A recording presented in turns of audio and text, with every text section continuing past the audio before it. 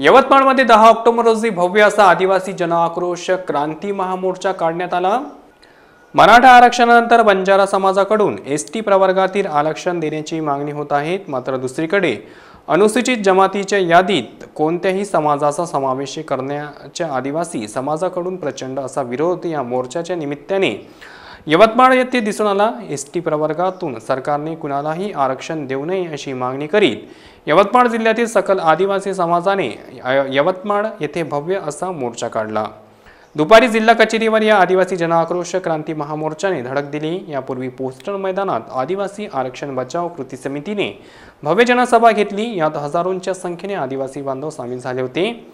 यवतमाळात आदिवासी आरक्षण बचाव कृती समितीने या मोर्चाचे आवाहन केल्यानंतर जिल्ह्याभरातून आदिवासी समुदाय यात सामील झाला। त्यामुळे या आदिवासी क्रांती मोर्चाचे भव्य असे स्वरूप आज यवतमाळात पाहायला मिळाले। मराठा समाजाला कुणबी प्रमाणपत्र देण्याच्या निर्णयामुळे बंजारा समाजाने अनुसूचित जमातीत समावेशाची मागणी रेटून धरली आहे। मात्र ती असंवैधानिक आहे असे आदिवासी आरक्षण बचाव या समितीचे मत आहे।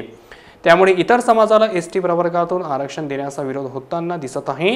यात आदिवासी समितीने स्पष्ट केले आहे की बंजारा समाजाकडून ज्या हैदराबाद गॅझेटच्या आधारे आरक्षण दिले जात आहे त्यात ट्राइब असा स्वतंत्र उल्लेख नाही। त्यात wandering tribe, criminal tribe, special Hindu caste असे शब्द आहेत। तसेच 1920 मध्ये अनुसूचित जमाती ही संज्ञा अस्तित्वात नव्हती। तर एकीकडे आदिवासी समाजाची संस्कृती आणि परंपरा वेगळी आहे, तर दुसरीकडे बंजारा समाजाची नोंद ही हिंदू जात म्हणून असल्याचे आरक्षण बचाव समितीने म्हटले आहे। त्यामुळे बंजारा समाज हा आदिवासी ठरू शकत नाही असा दावा या मोर्चाच्या निमित्ताने करण्यात आला। या मोर्चात जिल्ह्यातील 16 तालुक्यातून हजारो आदिवासी बांधव सहभागी झाले असून बंजारा, धनगर किंवा इतर कोणत्याही समाजाला अनुसूचित जमातीत समावेश करू नये अशी मागणी शासनाला पाठवलेल्या निवेदनातून करण्यात आली आहे।